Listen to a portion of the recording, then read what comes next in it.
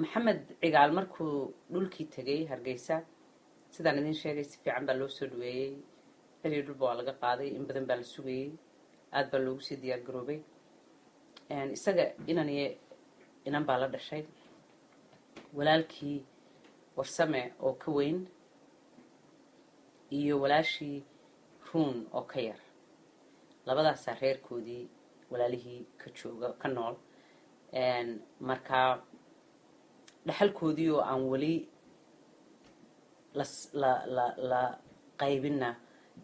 oo in badan dee isaga la sugayay intuu imanayana meesha waa yaalay markii uu yimi isla markiiba isagu wuxuu dalbaday inuu beer gabili ku taala uu qaato beertaasoo beer weyna markaa wuxuu rabay inuu ka dhiso markiiba wuxuu arkay baahida ugu weyne isaga aada u taabatay waxay ahayd caruurta iska dayacanee meelaha wadooyinka dee iska dawarsanaya qaar ay maaragtay koolada iyo waxaa nuugaan ay meelay seexdaan iyo meelay joogaan toona haysan iyo ciday ciirsadaan iyo dad badan oo iyaguba dee caruuro kaloo iyaguba qoysaskooda joogaan oo iska dayacan marka isagu mar walba caruurta dadka aadka ugu nugul buu ahaa marka wuxuu doonaya inuu school boardna ka dhiso halkaasoo dabadeetana uu caruuraha waxna lagu baro shaqooyinna ka sameeyo halkaa adigu boarding school 200 students qaada ayuu doonaya inuu halkaa ka sameeyo maalintaa la dili doono markuu soo ambabaxay isagii wiil darawala wada socday inankii darawalka haba cajilad ku riixay recordka markaasaa waxaa kasoo baxay axmed mooga alla raxmo heestii ahayd buuraha dhexdeeniyo baadayaa intuu dhuro baalgoray haldhaalay baarta ay ku nooshahay baxsana allahayo ninku waa beriisa markaasuu yidhi maxamed cigaal waa heesahan ku noolaa intuu tiigsaday buu kor u qaaday heestii jidka markay marayeenoo beertii xoogaa usii jireen ayaa 3 nin kaga soo baxeen meel duurduur ah bushis ah oo qoryasita qori bay la hor istaageen oo istaag bay yidhaahdeen wuu joogsadayo haa maxamed cigaal markiiba mid ka mida baa yidhi wuu yaabay wuuna yaro farxay marka hore wuu yaro naxay markii dambena wuu yaro farxay wuxuu yidhi fiicanaa meel dadkoo dhan ku garanayaan oo haye ii warana haa dayn badan baanu ku sugaynay oo kuu diyaar garoobaynay oo isna wuxuu is yidhi waar dee talo oo talo maxay magaalada u iman waayeen dee oo dee waxba gacanta kuma sida halkane ila dadkii wax noo wada dhiib baa lagu odhanayaa isuu yidhi dee haye waxay ahayd magaalada xaggii inaad timaadaano maye saad moodayso ma soconee si kalaanu u soconaaye haye oo maxaa haydeeno dee waan idin garanayaa waynu isgaranaynaa baan malaynaya anigu dee waddanka in badan baan ka maqnaaya bal sukay sheega ninkii hadlayay baa wuxuu yidhi ninkaa ma garanaysa halkaa taagan wiilin intuu farta ku fiiqaya waa ina hebel ina cabdiraxmaan yunis duda iyo wax saas markaasuu yidhi cabdiraxmaan yunis waan garanayaa magacaasi markaasuu yidhi iskuul baabaa haydeen alla markaasuu yidhi waxaan maqlay cabdiraxmaan waan maqlay ninkii cabdiraxmaan in la dilay uu dhintay alla raxma waa ka xumahay markaasuu yidhi haayo waa arrintaanuba kuula soconay maaniga haa oo dee anigu dhulkaba ma joogine runtii arrintaasi aada iyo aadna way taabata yarkii uu farta ku fiiqay uu lahaa isagaa dhalayba halkan kasoo booday oo qorigii intuu iska soo saaray buu yidhi adeer sheekada soo gaabiyo adaanu kuu soconay reerkiina wax aabbahay loogu aaraa kuma jirin sidaad la socotidba nin naflaanu sugaynay sidaada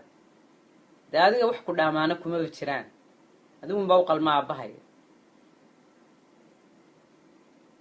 waxaanu meeshu u nimi inaanu ku dilno marka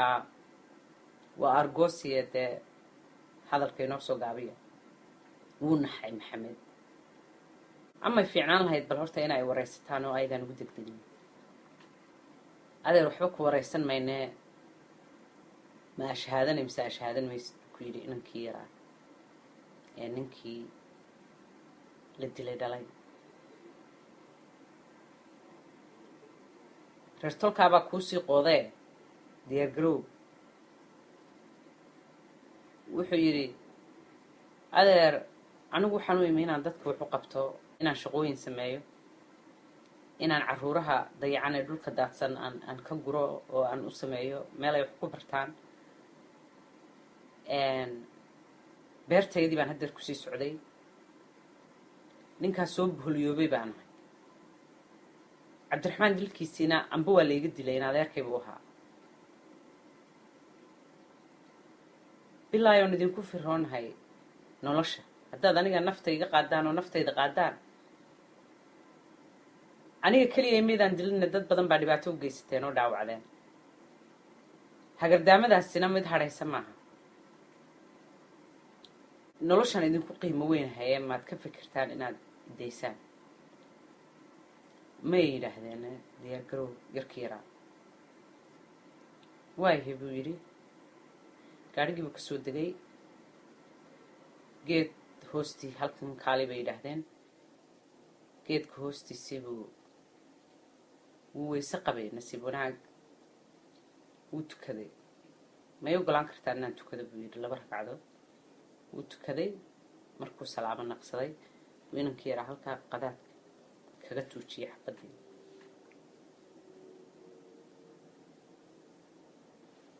dhulkuu dhacay laakiin weli wuu noolaa kadibna sigaar buu ku dulshatay inankii yaraa sigaar buu ku dulshatay kii kaloo adeerkii ahaabaa kusoo booday wuxuu yidhi waryahay ninka dhammaystirte intuu saa u eegay buu saacaddiisii rolex watch uu xidhnaa saacad intuu ka furtay iyo kaatunkiisii guurka fartan ugu jiray buu yidhi ha rafteedaa adeerkii baa qaado dhirbaaxu labada inoo tuujiyey ma dhammaystiraysaa ninka markaasuu yidhi dhammaystirmay labadoodii baa xabaddii isku qabsaday warab xabakti wareemin buu yidhi ninka kalab yahow kalab ku dhalay labadoodii baa istilay oo gowdaa iska saareen nasiib wanaag ninkii kalaa ka adkaaday oo ka xoog weynaaday oo qorigiina ka qaatay dhafoorku halkaa markaa ka dhuftay xabadii si naftu si dhaqsaa uga baxdo isla markiiba halkaasuu ku naf baxay maxamed cigaal ilaahay naxariistii janno ka waraabiye dabadeetana jeebkiisa intuu gacanta geliyey kii dulliga ahaa buu kasoo qaaday kaatunkii iyo saacaddii wuu geliyey saacaddiina wuu xidhay wuu qaaday gaadhigii buu isagii inankii kale oo isagu aan waxba odhan kii saddexaad la socday baa isla qaaday gaadhigii bay ku celiyeen dareewalkii bay yidhaahdeen kaxee dareewalkii oo sidaa ula cararaya oo gariiraya waxna dee u qaban karaynin ayaa magaaladii soo galay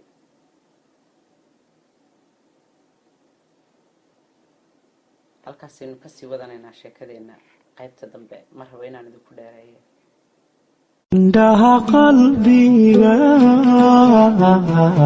ka eeg ma fogo indhaha qalbiga ka eeg ma fogo waxaan yaaraga fog